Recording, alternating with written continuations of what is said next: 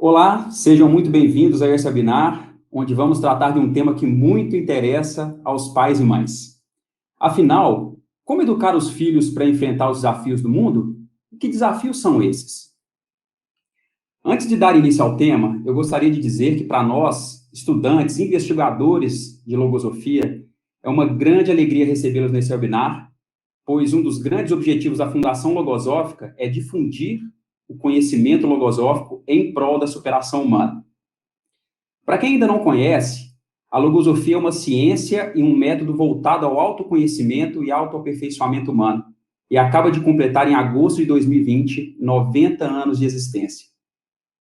E a Fundação Logosófica, instituição sem fins lucrativos e reconhecida como de utilidade pública, é a escola onde nós estudamos e realizamos os primeiros experimentos dessa ciência.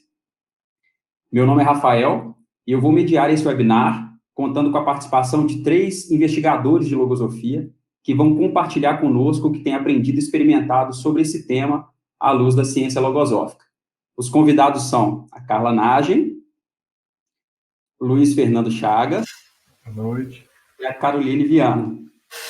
E nós fazemos parte de um grupo muito especial da Fundação Logosófica, que é um grupo de pais, onde nós nos reunimos semanalmente para conversar, para investigar esse tema que é um campo experimental imenso nas nossas vidas, que é o campo de ser pai e mãe, né? Esse campo rico da vida.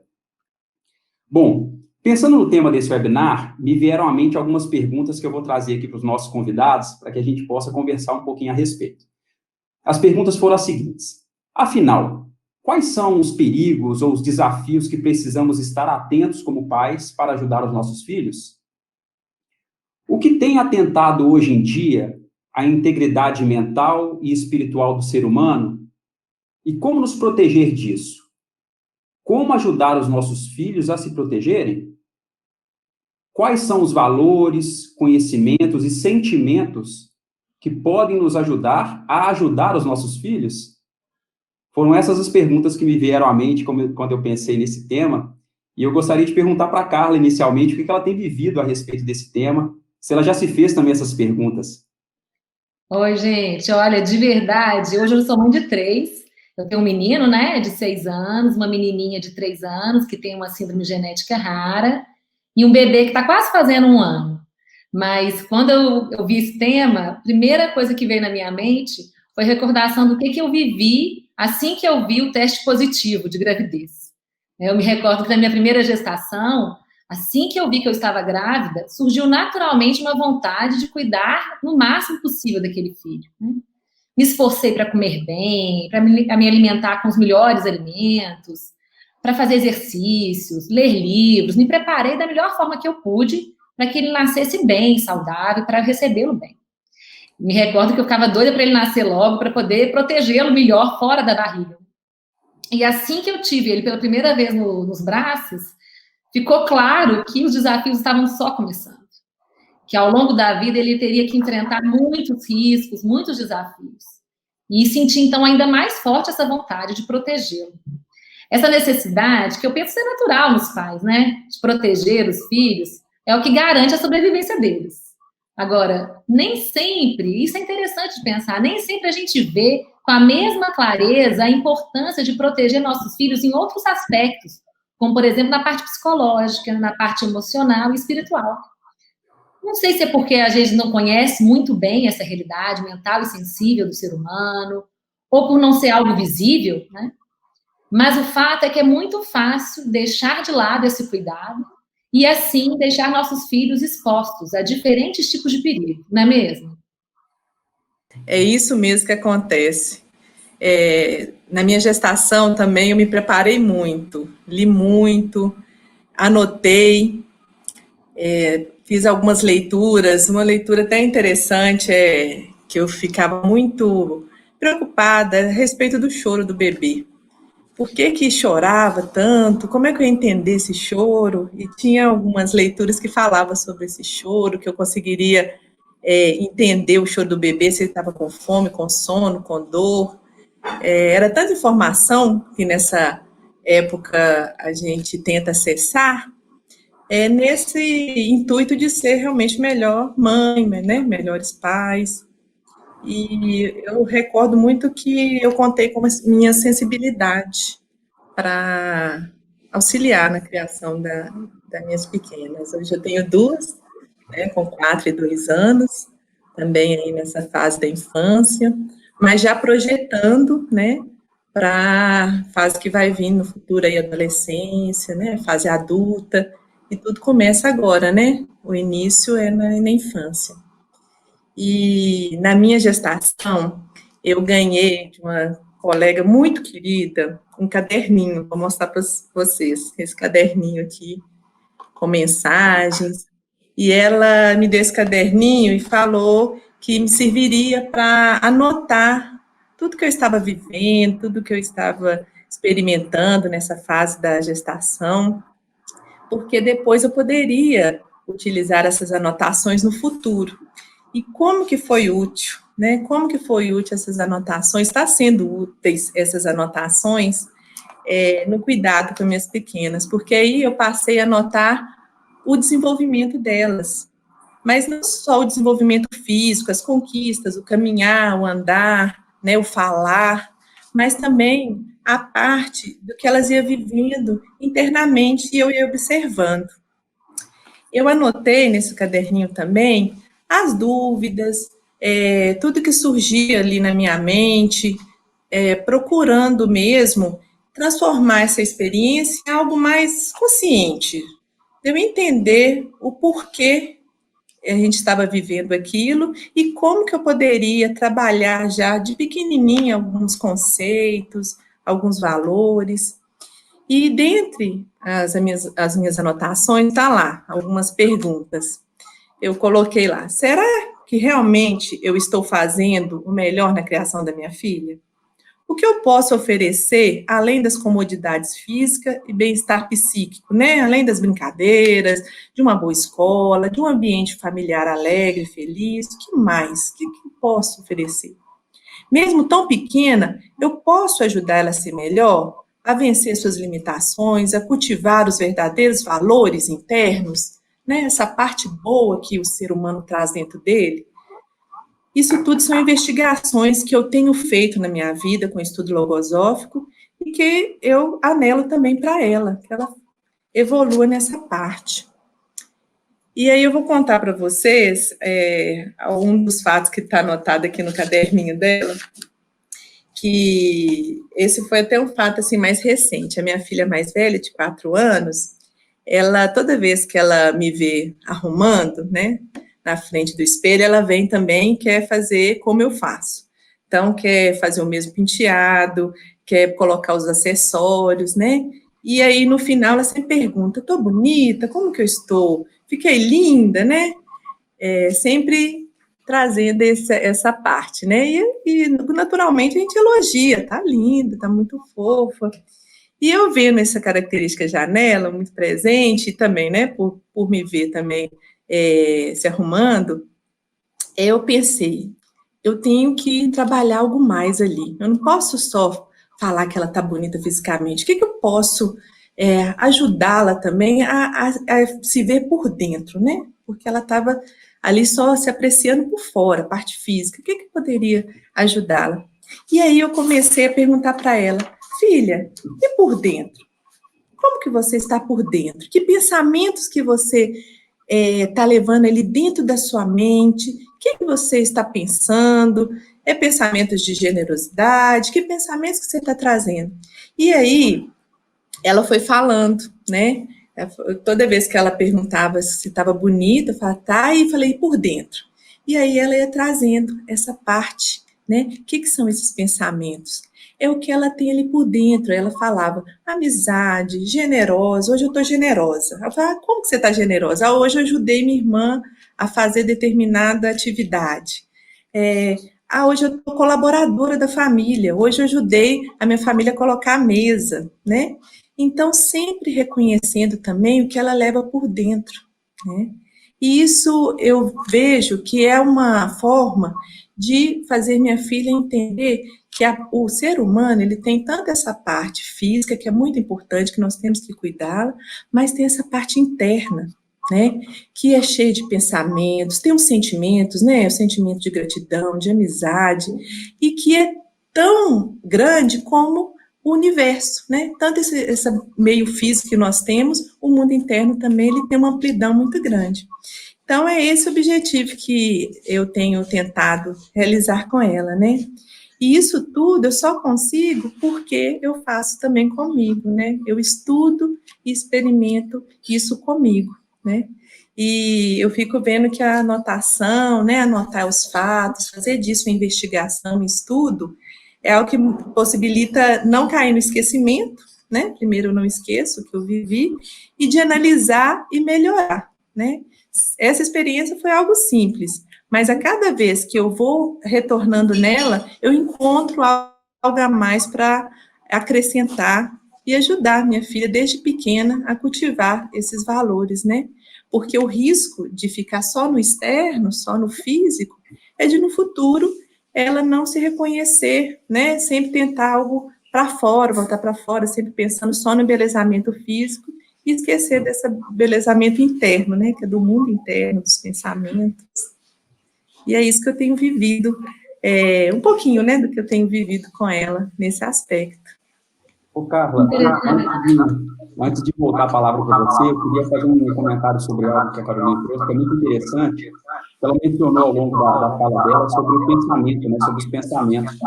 E eu achei que é oportuno trazer o conceito logosófico de pensamento, né, para quem está nos assistindo, porque é um conceito original, né? Para a logosofia, pensamento, entidades autônomas que vivem no nosso mundo mental, né, dentro da nossa mente, muitas vezes sem que tenhamos consciência disso. E isso é o que chama atenção, porque nós estamos no mundo onde operam os pensamentos. E, para isso, cabe a nós ter consciência do que se passa no nosso mundo interno, né? Esse é o esforço que nós, como seres humanos, precisamos fazer para identificar o que se passa dentro dos pensamentos, dos sentimentos, né, e tomar rédea da própria vida, né? Isso é algo que a logosofia tem me ajudado bastante desde que eu conheci, desde que eu experimento essa realidade. Carla, por favor, pode continuar. Ai, gostei demais de ouvir a Caroline, porque quando a gente pensa nos desafios do mundo, muitas vezes a gente pensa no mundo fora, né? E quantos desafios, quantos problemas nós podemos criar para nós mesmos por não cuidar desse mundo de dentro, né? Como, por exemplo, aí você estava falando do cuidado excessivo com o físico, a questão da vaidade, complexo de superioridade, assim como vários outros problemas, né? Deficiências psicológicas que podem criar grandes problemas para o ser humano por falta de assim, caminhamento correto na infância, né? Tem até aquele livro do Deficiências e Profissões do Ser Humano que me ajuda demais nesse guia, assim, tanto na educação dos filhos como na minha própria educação. Mas o que eu queria trazer, Rafael, com relação a uma pergunta que você fez, que eu penso que vale a pena a gente se deter um pouco nela. O que, no mundo atual, atenta contra a integridade mental, moral e espiritual das nossas crianças? A gente identifica isso? O que está atentando contra as nossas crianças, contra o bem delas? Eu penso que nós precisamos conhecer muito bem esses inimigos. E eu não estou falando de inimigos, pessoas, né? Eu estou falando dos pensamentos, desses pensamentos danosos, negativos, que podem estar onde nós menos esperamos. Nós sabemos, dentro de nossos filhos, dos riscos físicos, mas e mentalmente? E sensivelmente? E espiritualmente, então? Tem muito para a gente estudar e investigar. E é claro que ao longo do processo de educar, nós vamos aos poucos capacitando os pequenos para que eles possam, no momento adequado, enfrentar os desafios do mundo com mais valentia, saberem se defender, pensar e agir, guiados pelo conhecimento, com base em verdadeiros valores, né?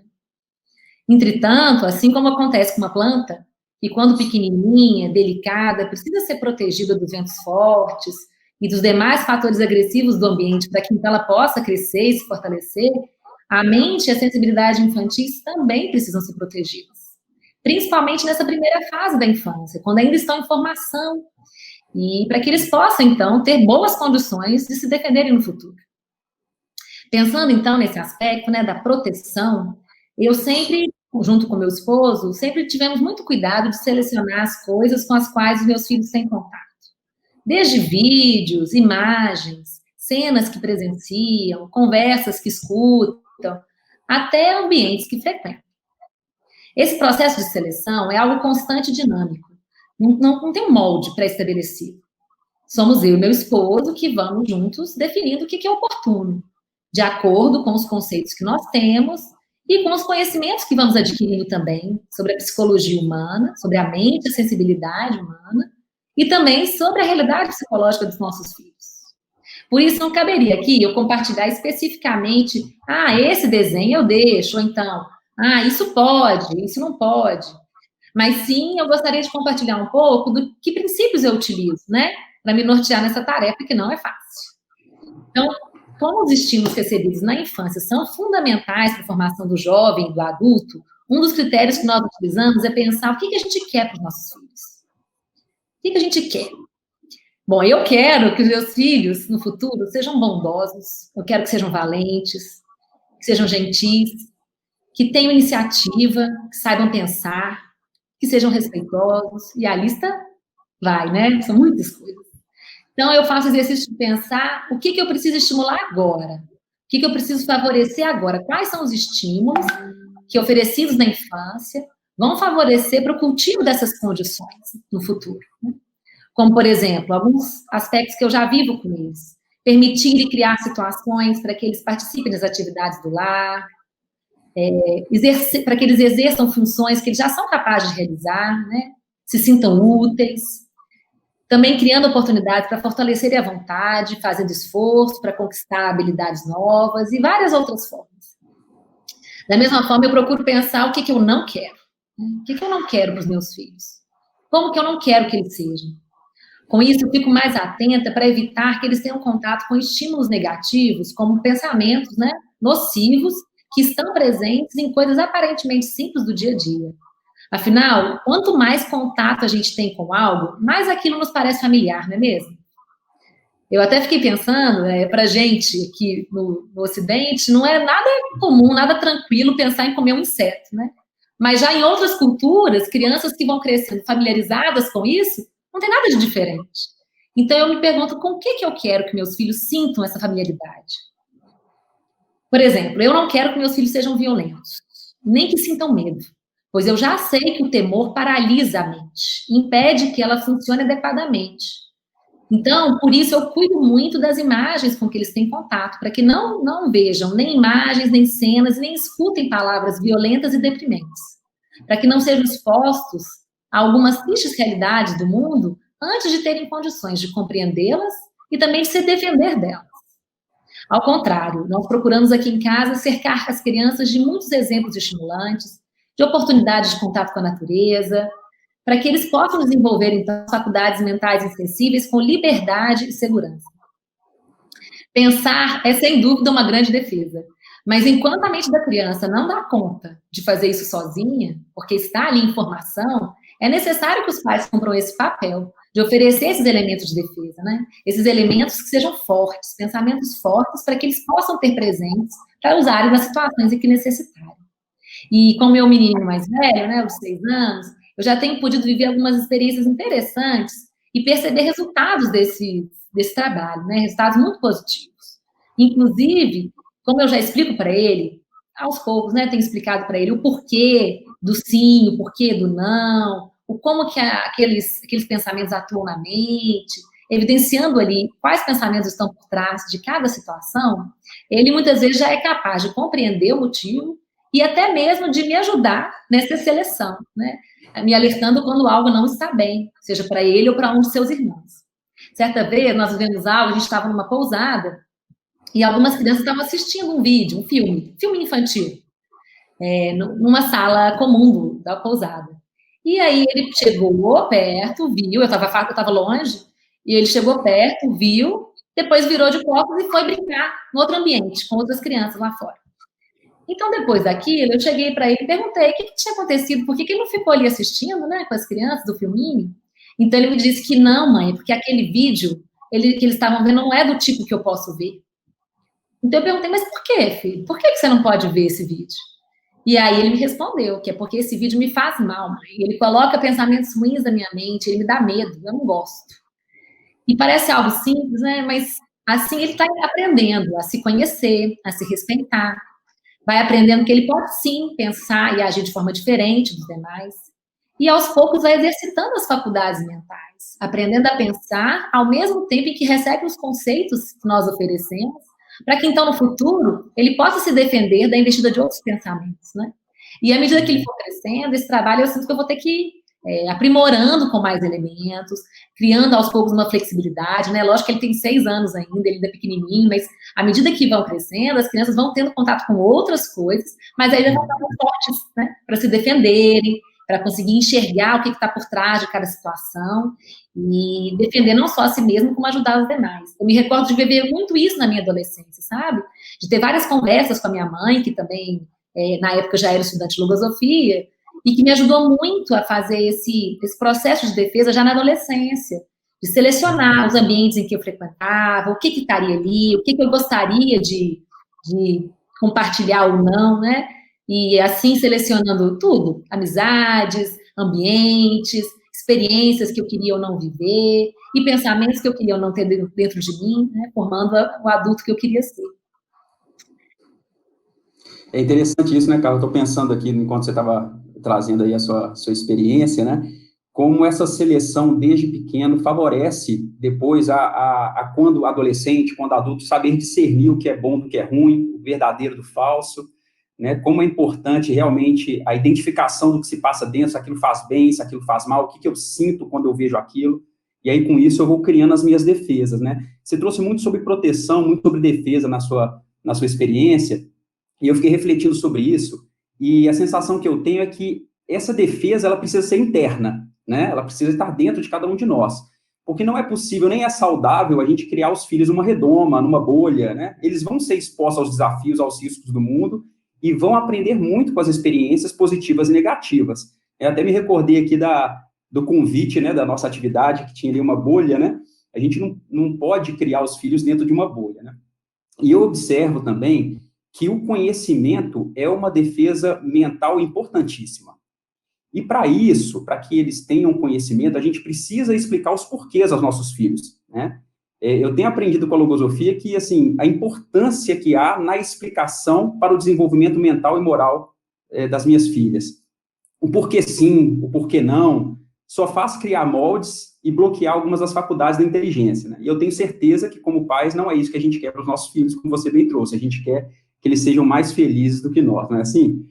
Então, achei interessante, algo que eu vivi há algumas semanas, nós já estávamos em quarentena, depois de um grande período dentro de casa, a gente se propôs ir ao encontro de alguns familiares, passar um dia juntos. E um desses familiares, até chegando lá, ele estava com sintomas de gripe. E, em determinado momento, ele convidou as crianças para irem à mercearia comprar picolé. E chegando lá na mercearia, foi interessante porque ele havia esquecido de levar as máscaras das crianças, e para entrar no estabelecimento precisava estar de máscara. Então, esse familiar, mesmo com sintomas de gripe, ele ofereceu que as crianças utilizassem a máscara dele para que pudessem entrar na mercearia e comprar o picolé. E ao retornar, a nossa filha mais velha relatou essa experiência para a gente e disse que negou usar a máscara, né, do adulto, né, do familiar, e até explicou a ele o porquê que ela não deveria compartilhar a máscara com ele, e disse que mesmo na insistência desse familiar, ela negou e disse novamente por que não deveria usar a máscara para ele. Minha filha está com 7 anos agora. Ela estava com 6 anos quando viveu isso. E eu fiquei pensando, né, quantas vezes não nos oferecem um caminho que não é o melhor? E como que o conhecimento pode nos ajudar a nos proteger? Foi interessante que depois que a gente voltou para casa, eu chamei ela para conversar sobre o que ela viveu. E eu aproveitei para valorizar muito a atitude dela. E eu falei com ela que, além do conhecimento, ela agiu com valentia para se posicionar frente àquele familiar, porque dizer não quando tem que ser dito não é fácil. Pelo menos para mim não é algo fácil, né? É um desafio mesmo. E é um esforço que eu tenho feito, até com a ajuda da pedagogia logosófica, de orientar os filhos nesse sentido e valorizar quando eles têm uma boa atuação, porque geralmente, correntemente, a gente acaba pegando os nossos filhos no momento em que eles erram e começa a valorizar demais o erro, né? Enquanto que a pedagogia logosófica, ela nos propõe o contrário, né? Nos propõe valorizar o acerto. Isso é algo muito interessante. Então, eu fiz questão de, no retorno, falar isso com ela, de como ela foi valente, de como é importante, né, ter o conhecimento e valentia para se defender. E eu fiquei pensando sobre isso, que não é fácil defender a verdade, o certo, defender o que é bom, sem sentir vergonha, né? Muitas vezes a gente sente vergonha de defender o que é certo, com valentia, mesmo que as circunstâncias nos levem no caminho oposto, a gente precisa ser valente, né? E foi isso que eu percebi nessa experiência que ela teve, eu pude valorizar bastante, e com isso eu percebi mesmo o quanto o conhecimento aliado à valentia é uma grande defesa para esses desafios que a gente está exposto, né? E não só desde criança, mas durante toda a vida, né? Enquanto adulto também, a gente muitas vezes se pega frente a esses perigos, a esses desafios, e conhecimento e valentia são importantes para isso. Bom, o Luiz, que está aí só nos ouvindo, eu queria passar um pouquinho a palavra para ele trazer um pouquinho também do que ele tem vivido acerca desse tema. Puder compartilhar conosco, Luiz? Não, estou aqui só aprendendo, tá bacana pra caramba de ouvir e aprender um pouquinho de cada um, né? E um aspecto que eu até recordei aqui agora, que a gente tem costume de ver e de enxergar aquilo que os olhos veem, né? O físico ali, né? E a gente está trazendo muito aqui sobre os aspectos por trás daquelas atitudes, de como que isso acontece no interno, né? E aí, só uma experiência rápida também que a gente vive com o meu filho aqui, antes de dormir, a gente vai recordando o dia dele, né? Mas no início a gente começou assim, falando assim, o que você viveu, você leu no livro, você brincou e tal, e vamos falando. E depois a gente começou a ver que era mais importante mostrar esses aspectos internos, né? Então a gente falou assim, hoje você foi generoso com sua prima, hoje você foi valente, porque isso é o que a gente chama daqueles conhecimentos transcendentes, né? Que não vai ficar só naquela ação especificamente, mas é algo que ele vai conseguir levar para a vida toda, e daqui a 30 anos ele vai conseguir aplicar também aquela generosidade, aquela valentia em outros momentos da vida, né?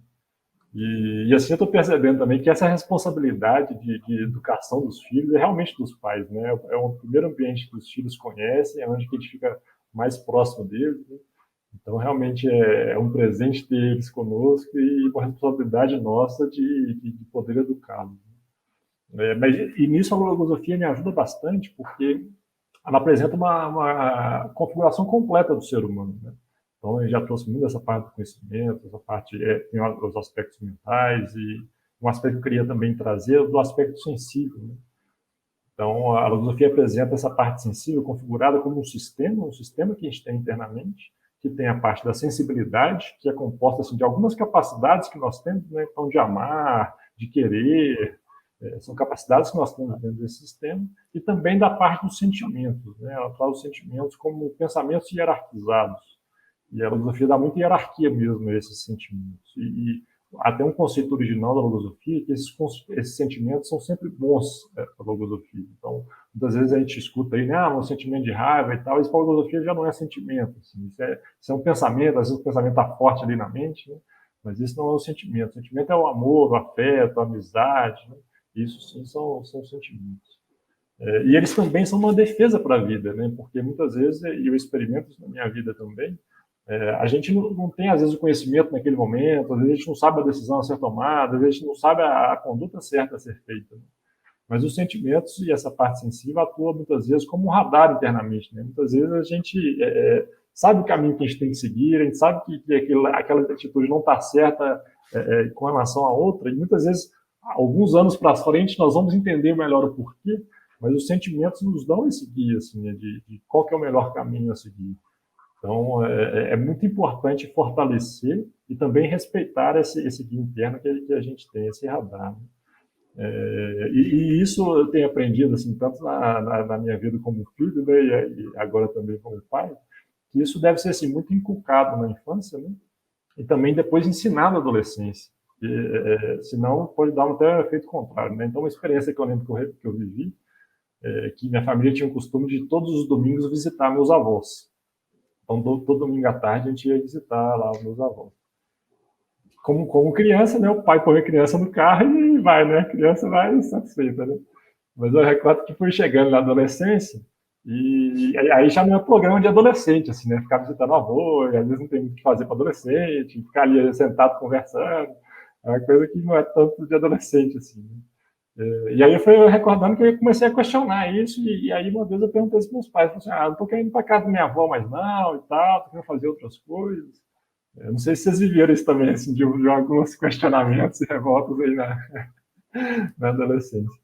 Mas meus pais também são estudantes de logosofia, então, e eu me recordo muito dessa conversa que eu tive com eles, né? E eles falaram assim da importância de ir para a casa da minha avó. Então, muitas vezes, que eu estava pensando ali egoisticamente, né, no que eu queria fazer naquele momento específico, mas que é muito importante assim a gente ter atitudes que vai deixar também os outros felizes, né? Pensar no outro, pensar com carinho no outro, e que a gente fazendo isso até de forma consciente, isso vai deixando a gente feliz também, né? E isso faz parte desse aspecto sensível, né?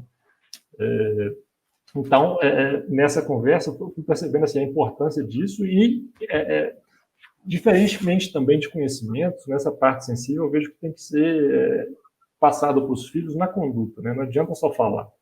Então, como toda a minha vida eu tinha vivido isso, nesse momento meus pais explicaram isso, né? Trouxe essa explicação, isso fixou para mim, tanto que é um conceito que eu tenho até hoje muito forte, né? Uma experiência que eu recordo muito fortemente também.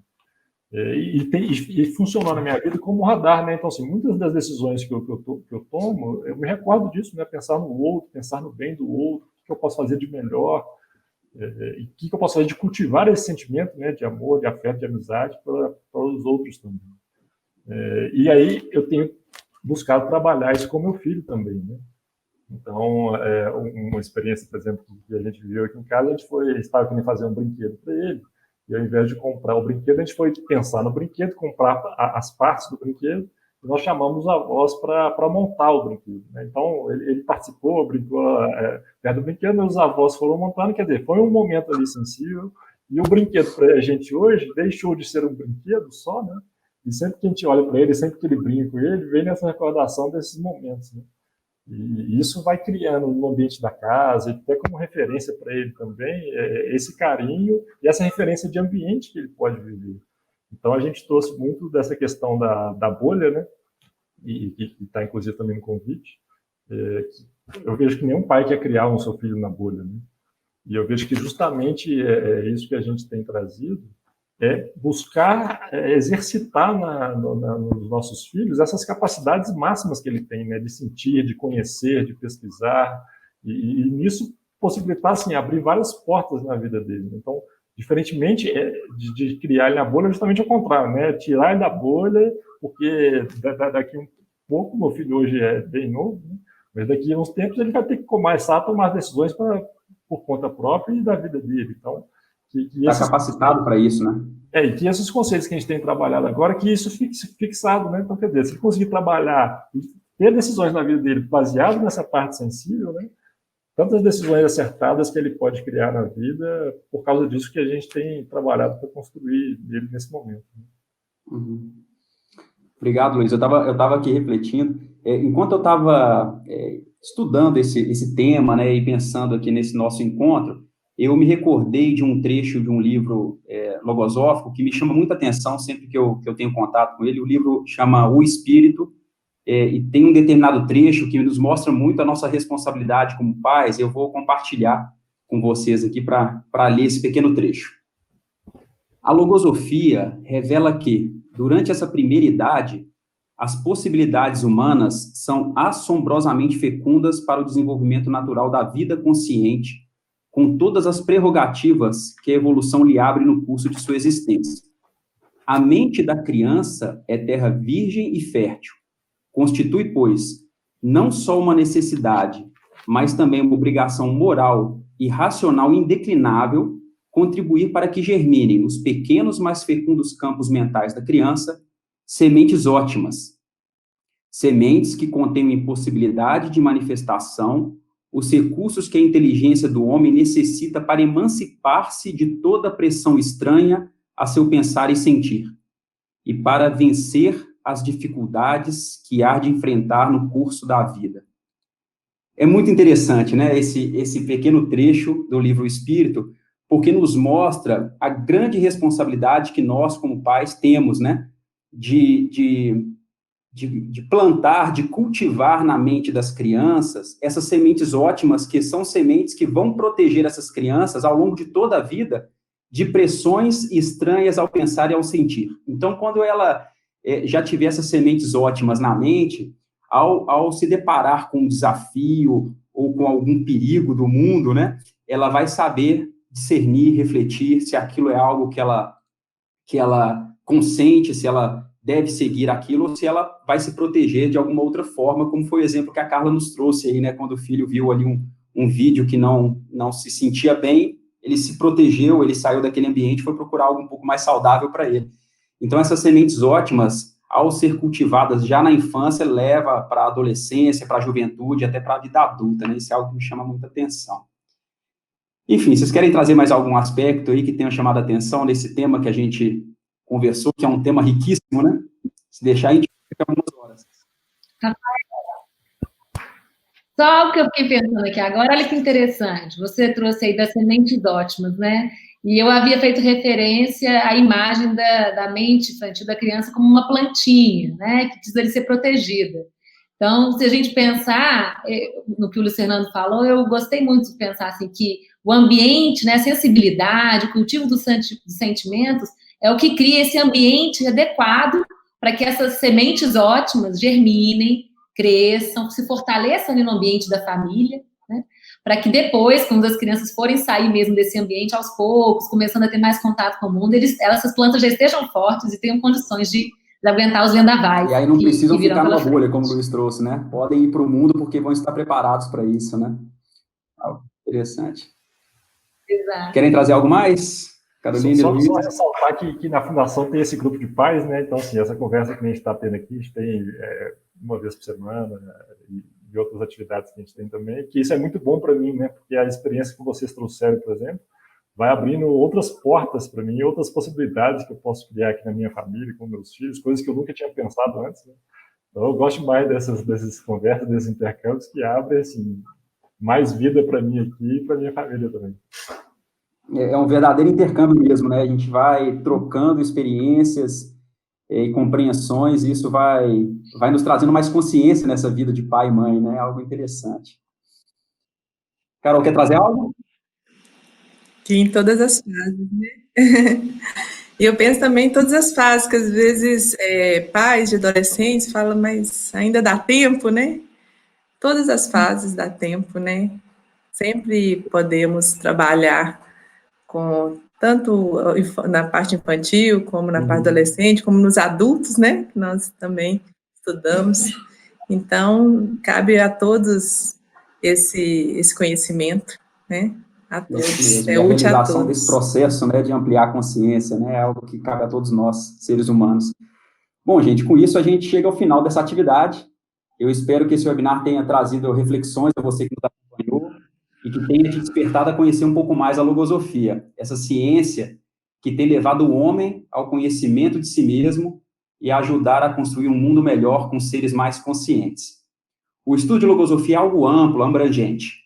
Nós estudamos a própria vida, os nossos valores e deficiências, estudamos a Deus, as leis universais, a nossa individualidade, o espírito, enfim.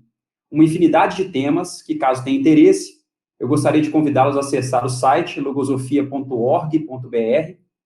Por esse site você poderá baixar gratuitamente todos os livros logosóficos.